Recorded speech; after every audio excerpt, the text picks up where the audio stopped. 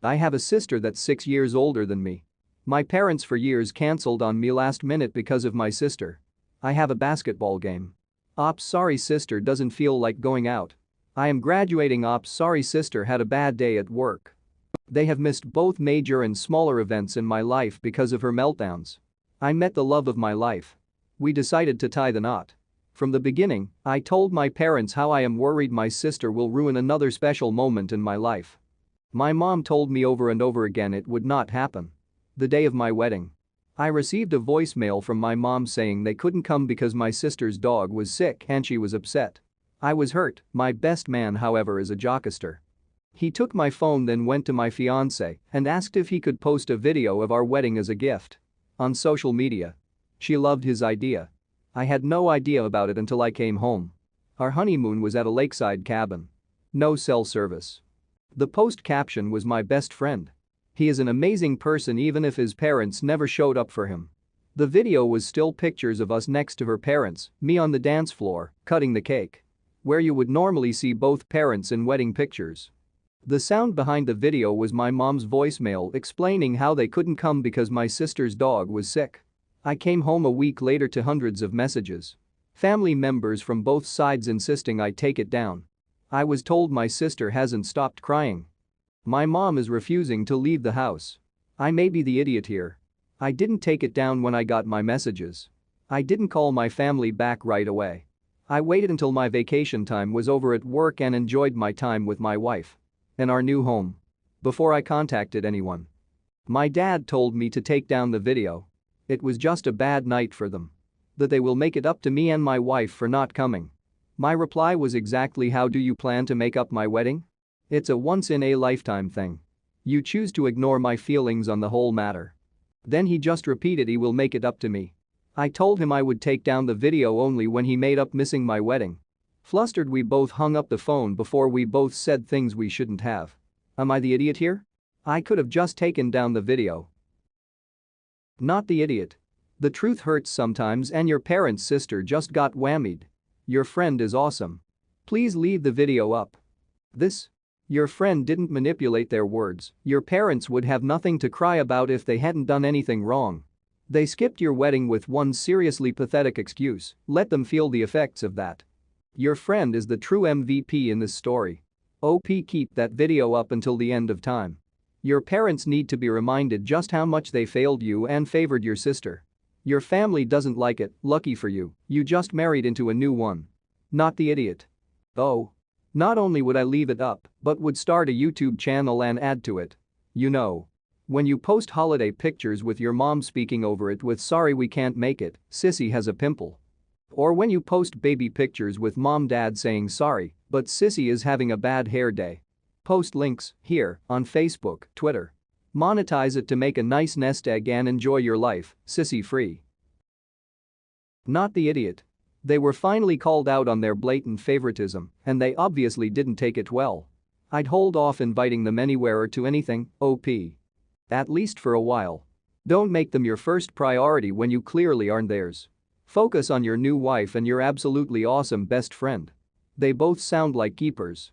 To be honest, my parents missing my wedding because my sister's dog was sick and she was sad would probably be NC worthy for me. Especially if my sister was 6 years older than me. If she was 4 and the family pet was dying, it may be understandable, but a grown woman needing both her parents to be consoled because her dog wasn't well? Jesus. Blatant golden child black sheep crap going on there. Daughter gets pandered and spoiled since her birth to the point of her taking it absolutely for granted. Son gets neglected and emotionally abused to the point of him knowing better than to expect anything from his parents at all. 7 years ago I was married and expecting a baby when things went horribly wrong. Around 10 weeks into my pregnancy I suffered a miscarriage and then I returned home to find my husband in bed with my sister. The two of them tried to apologize and convince me that we could all get over it. But I wanted nothing to do with either of them, and even less so when I found out she had gotten pregnant. My divorce was finalized quickly because I wanted nothing from him other than the divorce and was willing to leave the marriage with nothing but the clothes on my back. Pretty early I realized my parents were hoping I would want to still be part of the baby's life, but I wanted nothing to do with the baby my sister conceived while sleeping with my husband, now ex, as I lay in the hospital losing my own pregnancy. I refused any and all contact with my sister and ex. They married and had 2 more children after the one she conceived during my marriage to him. I met my current husband when I had distanced myself from my whole family, and he was amazing and his family was great. We got married 2 years ago, and his family is nothing short of the best. I adore the nieces and nephews I have gained through my marriage to him, and we spend a lot of time together. Around 3 months ago my sister called me at work, using my work phone, and told me she needed me and could I please come to her. I hung up the phone and continued about my day. It was several hours later that I got a message from my parents saying I needed to be with my sister.